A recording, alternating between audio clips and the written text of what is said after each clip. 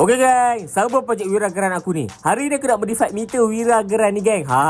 Okey, video kali ni memang baik punya gang. Memang akan racun teruk lah. So jom modify meter Wira Geran ni. Okey, first kali cabut steering dulu. Senang nak buat kerja. Lepas tu aku cabutkan cover Android player dan juga cover meter ni. Dan lepas tu aku cabutkan meter Wira ni. Senang saja gang. Cuma perlu tarik je. Alright, mantap gang. Okey, semua benda yang aku nak modi kan ada dalam ni gang.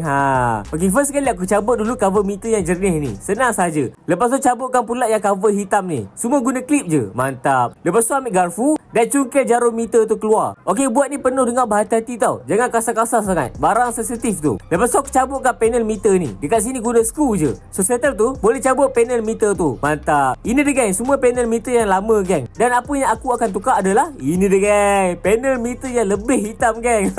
Okey, yang panel tengah ni kan dia custom tau. Macam biasa gang, link pembelian ada aku letak dalam grup Telegram. Korang boleh tengok dekat sana. Okey, ada banyak lagi design yang cun-cun tau. Okey, yang panel kiri dan kanan ni pula aku beli second gang. Ori Wira punya. Okey, jom pasang.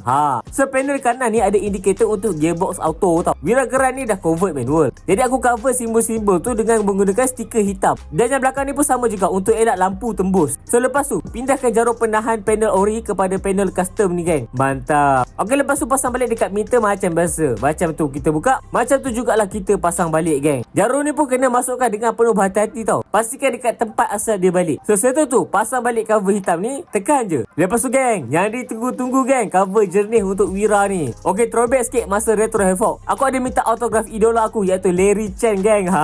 Kenapa dia idola? Sebab dia fotografer dan aku pun fotografer juga gang. So sebab tu lah aku betul-betul nak jumpa dia dan sign dekat cover meter ni.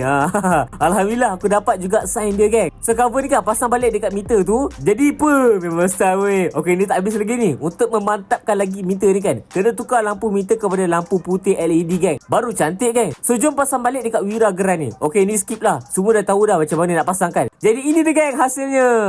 Cantik siut meter Wira yang baru ni. Memang cun, nampak semua hitam dekat situ. Orang ni pula pada waktu malam kalau buka lampu, dia punya kuning tu terus nampak menyelah gang. So aku target kan rupa meter Wira ni macam meter Porsche GT3 RS gang. Lebih kurang lah kot rupa dia. Alamak, memang cun lah dengan autograf Larry Chen lagi kan. Okey, aku memang puas hati dengan meter Wira Geran yang baru sekarang ni. Jangan lupa follow aku untuk update seterusnya.